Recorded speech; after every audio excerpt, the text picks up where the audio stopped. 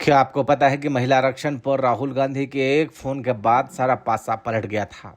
राहुल गांधी ने टीएमसी सांसद अभिषेक बनर्जी को लोकसभा में वोटिंग से पहले फोन किया।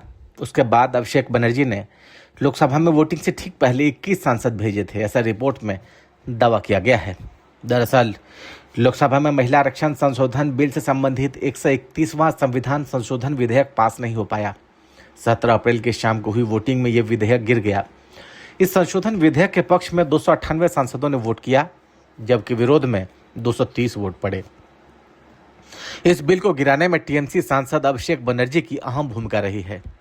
हिंदुस्तान टाइम्स की रिपोर्ट के मुताबिक शुक्रवार सुबह विपक्ष के नेता राहुल गांधी ने तृणमूल के लोकसभा फ्लोर लीडर अभिषेक बनर्जी को फोन किया।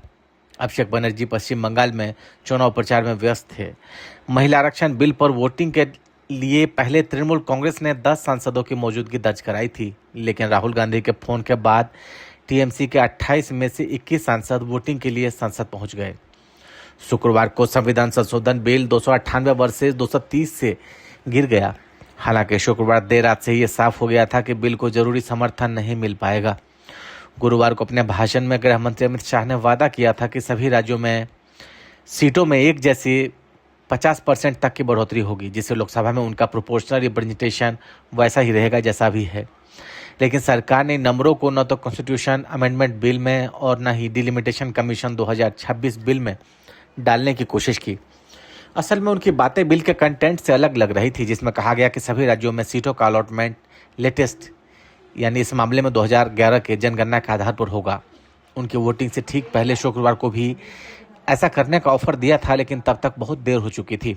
विपक्षी पार्टियों के कुछ नेताओं को चिंता थी कि पश्चिम बंगाल और तमिलनाडु में चल रहे चुनाव प्रचार के कारण कुछ सांसद अनुपस्थित रह सकते हैं, जिससे एनडीए को फायदा हो सकता है। टीएमसी के एक पदाधिकारी ने नाम न बताने की शर्त पर कहा कि बिल के हारने के बाद राहुल गांधी ने अभिषेक बनर्जी को फोन करके इस बिल को हराने में अहम भूमिका निभाने के लिए धन्यवाद किया।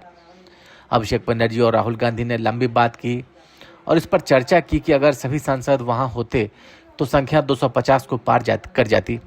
टीएमसी नेता ने यह भी कहा कि अभिषेक बनर्जी ने यह भी राय जताई कि वोट से पता चलता है कि बात बीजेपी के खिलाफ हो रही है।